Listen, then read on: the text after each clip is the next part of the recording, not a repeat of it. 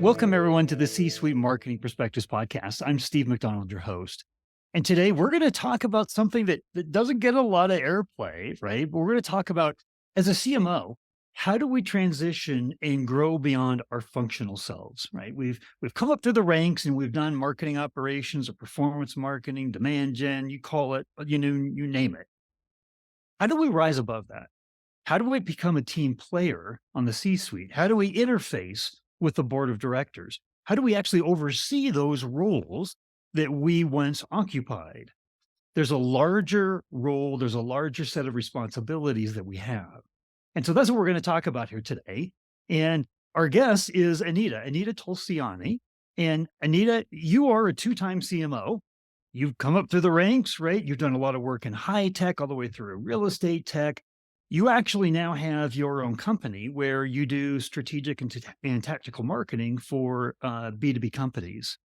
So you've also been on both sides of the fence, right? And I'm sure a lot of what happens is when you come in and you start working with these companies, they need a lot of that support that they don't have, that they have a lot of the functional support in the team, but they don't have that leadership always, right? I've been a fractional CMO myself, and that was one of the big voids that I always saw. But maybe start out and just tell us a little bit more about yourself before we get started here. Yeah, thanks. I'm so excited to be here. Yeah, so you covered my background really well. Just kind of a couple clicks further into that is knew from the minute I stepped into college that I was meant to be a marketer. And marketing, you can imagine in those times was just a little bit different than it is today, ahead of the social media curve and all that we have amassed over these last, 20 years or so in marketing. Um, but I was able to cut my chops, in high tech, where I spent about 15 years in the wave of technology where it was selling through speeds and feeds. So for those of you who come from the computer industry, it was really who had the most RAM, the biggest hard drive, and that can be really erased to the bottom because somebody's always going to have something just a little bit better. And so this value based messaging really came into play in my marketing career. And it came to fruition when I started working really at AMD and then eventually at CoreLogic, where speeds and beats were not going to cut it. And so I got to get my chops and really dig deep into the value prop. And in some of these businesses, spend over a year crafting the value prop because that was the nature of the high tech spaces. Coming up with a product took years to develop. But if you look at the new evolution of products and solutions, these things are obviously coming out way faster than years. And so it's really important to get your unique value prop crisp and articulated well. And so throughout my career, leaving from the high tech space and into the spaces I am now familiar with, insure tech, real estate tech, prop tech, really nailing this unique value prop before you start running around doing all the marketing things is what I've crafted myself to be a leader in. And yes, I've gotten a good fortune of having, both sides of this equation, 15 years in high tech, and then moving into a little bit more of a very unique value prop uh, selling approach. Yeah, you know what's interesting? You talk about like the speeds and the feeds, right? And like how much RAM and all kinds of things. And fast forward to today. And today, there's even stats on this that it's more important that a B2B buyer has a sense of connection and understanding about you as a company. That's equally as important as what you actually do as a company, right? And that starts then get into when you're talking about the value prop. Part of the value that a CMO brings these days is adding value to the company, right? And that thought leadership and being perceived as an expert in the industry, that's a big part of what is the value that is provided because people don't want to be sold to, they want to be advised, right? So that is something that is light years away from speeds and feeds. 8 years away for sure. I'm just curious because in the role that you're at right now, and you're interfacing with these companies and senior executives in these companies, when you go in there and you tell them we need to establish a value prop, right? This is one of the most important things that we need to do. What's the kind of the reception that you're getting in how do you explain the role and the need for that value proposition? Sure. Some of the startups that we're advising, may or may not have ever done a value prop. If we're lucky enough to get into one that has a value prop in motion, our pitch is really, have you looked at that value prop in some time? Because the landscape is getting more competitive. There are new competitors on the horizon that you may not have ever deemed your competitor. And so coming in and taking a look at that competitive landscape is really our way in. But we're also trying to take a look at a value chain across product marketing and sales. So I no longer see marketing as just a marketing function, just one function in a company. I see it as an alignment function between product marketing and sales. And what I mean by that is product has created a special product that's out there in market. We want to get to that secret sauce and the essence of what made that product be. But we also want to look at the landscape and make sure that it's going to stand out in today's time.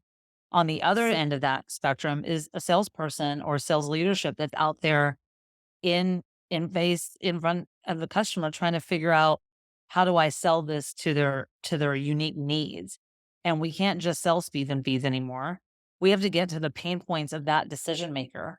And so if we built a value prop that's kind of generic or built on just the product without that alignment, or number two, we haven't gotten to understand the customer's real pain points, then what we're marketing to in a world full of content and social media and pressures of personal life in your way is, you're not going to be able to cut through the noise to sell that product.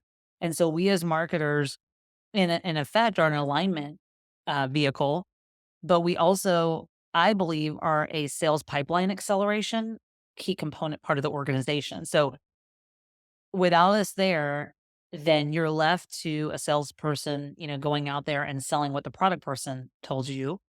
But having a marketing person in there allows you to have a very consistent story across that chain and also be able to stand out above the crowd against all of the competition that might be out there.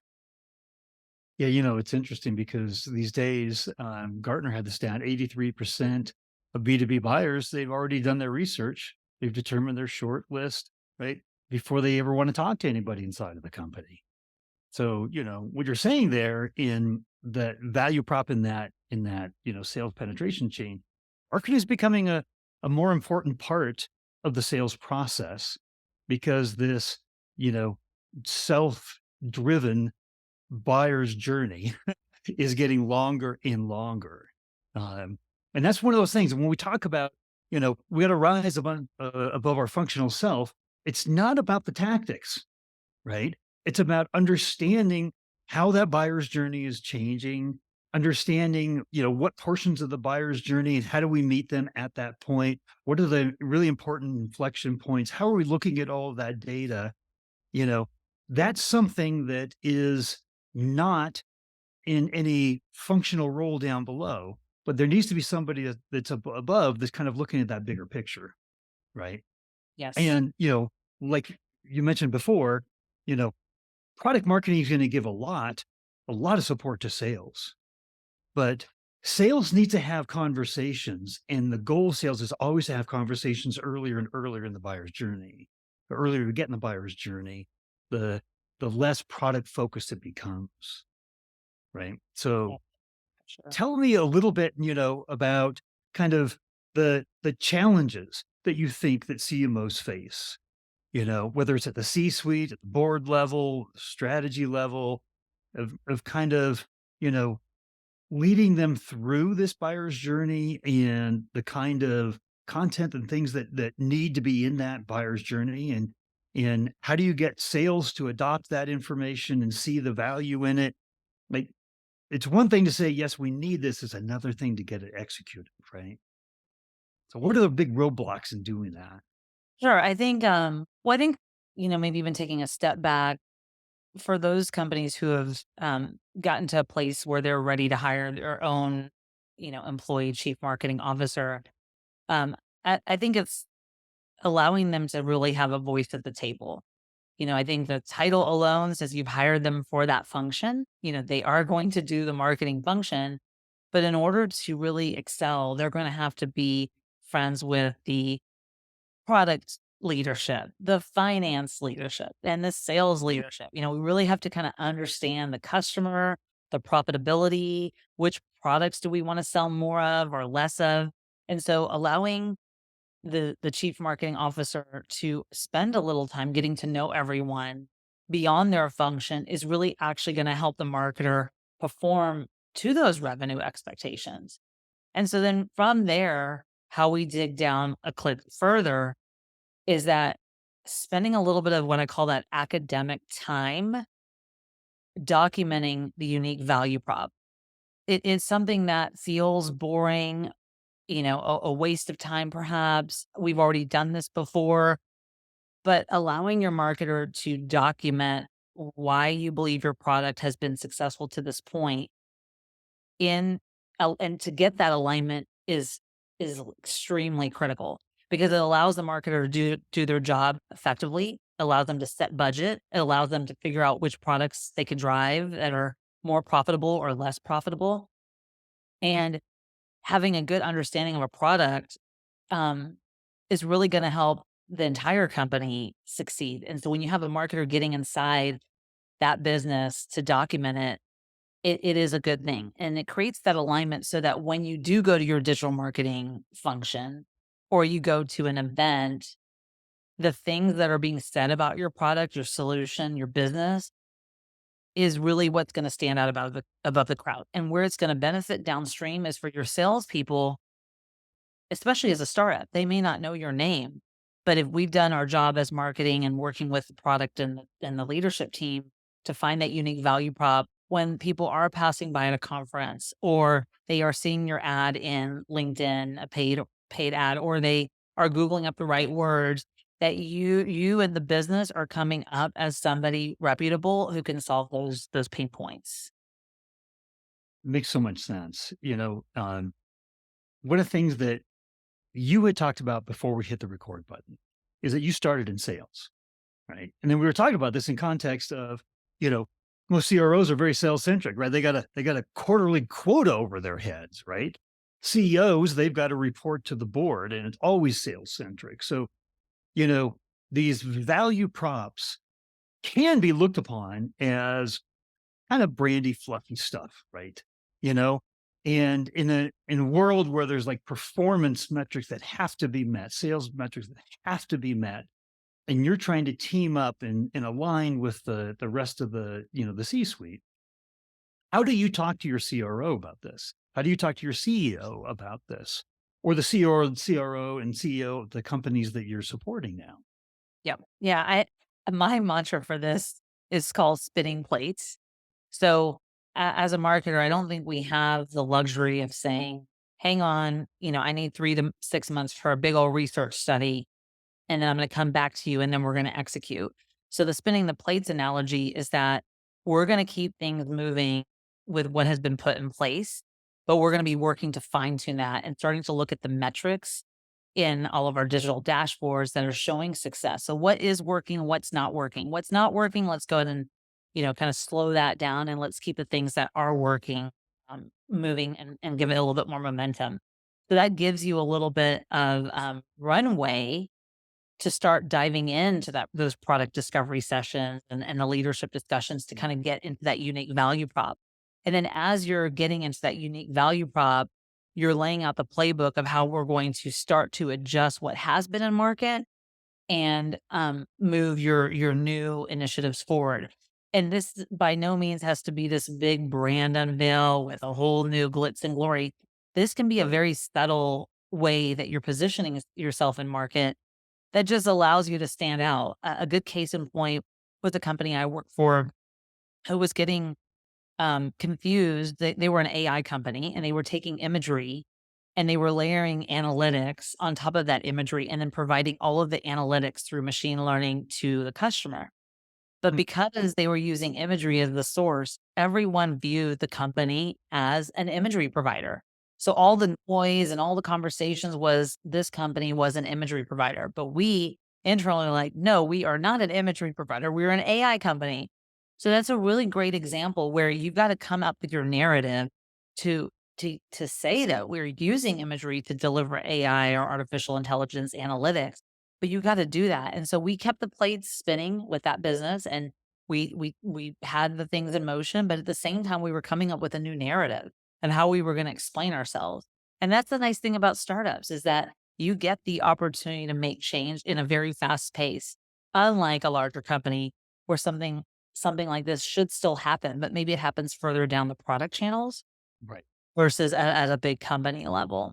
So, yeah, I think it's so critical and even downstream as you're pouring your money into your events or pouring your money into digital, if you don't have that narrative correct, you're putting money into the machine, into the Google engine, the LinkedIn engine, all of the different engines that are out there that are never gonna make it above the cut. So, I view marketing even as a leader of providing my own ROI. I would like to provide strong deliverables across our salaries of how we are driving incremental revenue or reducing the costs that we're maintaining in the marketing, but in the marketing line item. And when you were telling me the story of that AI company, and that everybody internally was like, "We're an imagery company," right?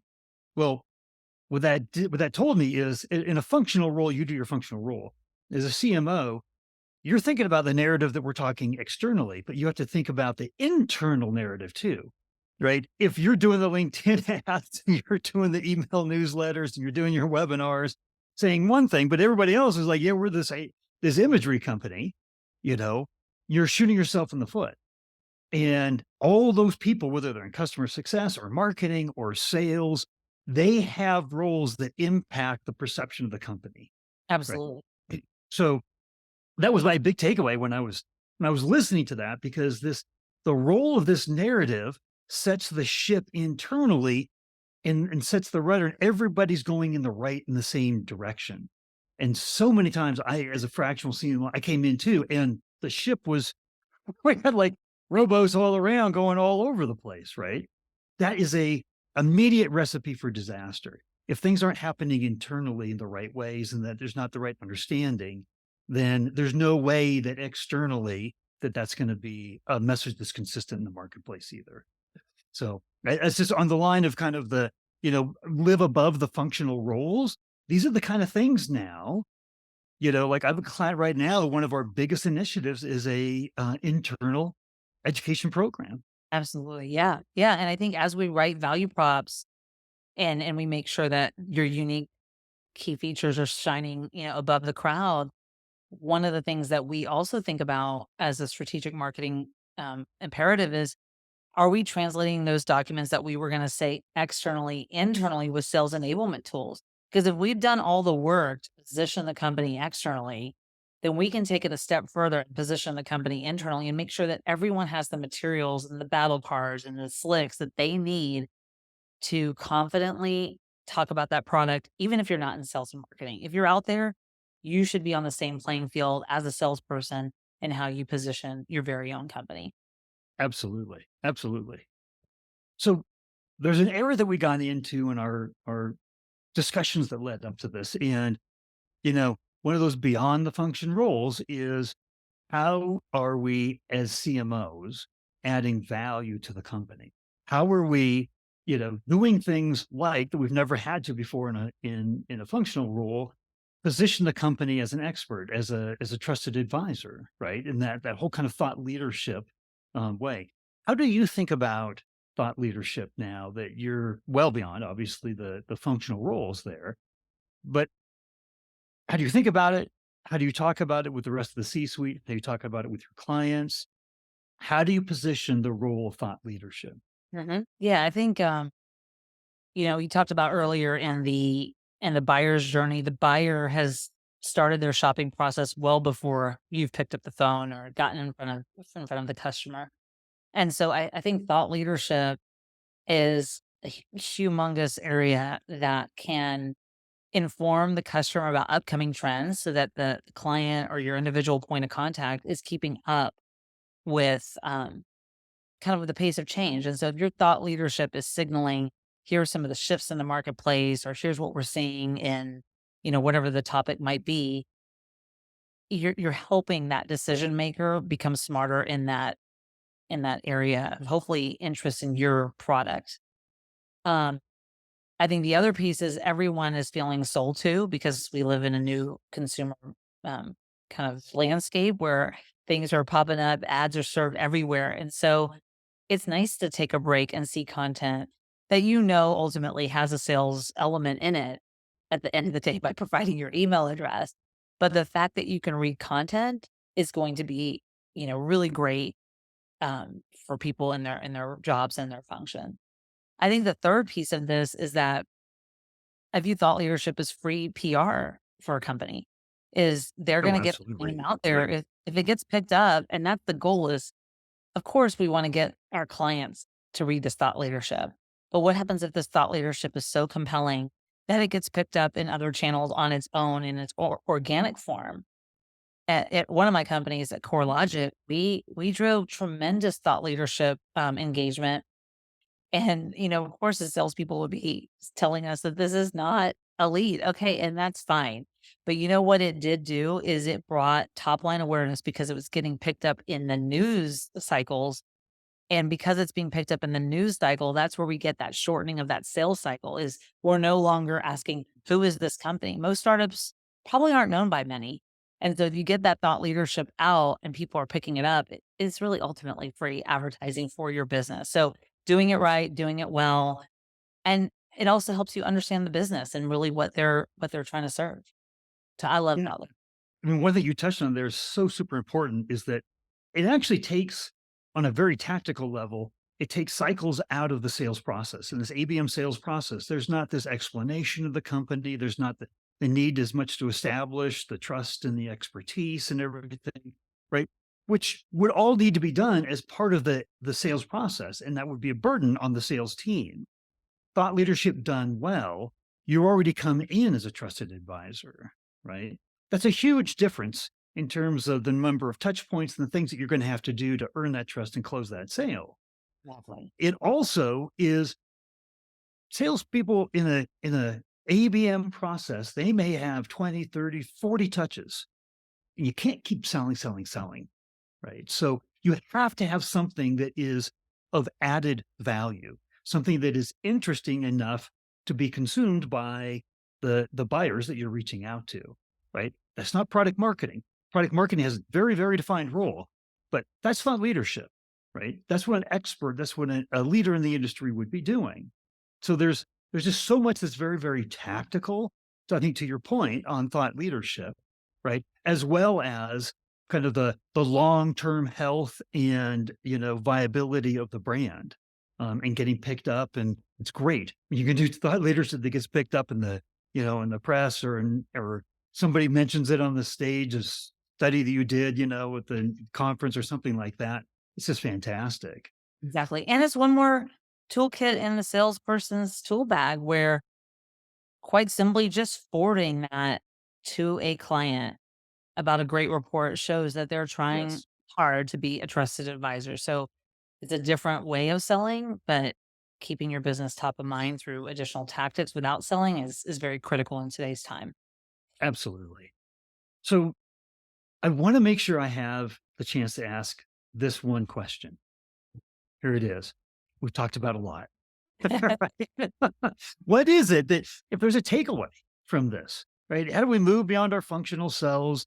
What is the takeaway that you would want the CMO community, the executive marketing community that is watching, what do you want them to know? It's a great question. I'd say allow your marketer to truly fall in love with your product. I know for me, I don't want to market something that is so foreign to me or that I'm not a personal fan of. And so, this kind of comes down to that product marketing by allowing your marketing leader and team to fall in love with that product. I think that that voice and tone is going to pay in dividends because it's going to shine through by understanding the pain points and the customer journey. How do you get more people to be interested in this product? Helping you develop the content, being part of a sales call Right. because you're so passionate about it. And so I've kind of lived my mantra. They may not be the most sexy consumer brands out there, but all of the B2B brands that I've worked for, I have fallen in love with Mhm. and really, pour my heart and soul into that. And so, I would say the big takeaway is allow your marketer to, fall in love with that product and let them have a voice at the table from a different lens. They may not be the founders or the co-founders of this business, but you've brought them in. And so they're going to have an opinion and they've done their research coming into the company as most people do coming into any company. But having that viewpoint in your C-suite table is very critical. Totally unexpected, but I love that answer, right? It's a very B2C thing, right? We've all been in the B2C world too, and marketers, and you try the product, you live the product, you do the have the product at home, you buy the car that you're representing, like very, very standard stuff. But living and loving the products that you represent is so important because it goes beyond a familiarity, right? Very, very much. Well, Anita, this has been fantastic. If people had follow-up questions, would connecting them to you on LinkedIn, would that be a good way to Yeah, go? that would be great. Or they can email me at anita@sagelyco.com. I'd love to help in any way I can and get to know more people out there. Fantastic. Well, thank you for sharing your insights with us today. I really appreciate it. Thanks for having me on. I appreciate it, Steve.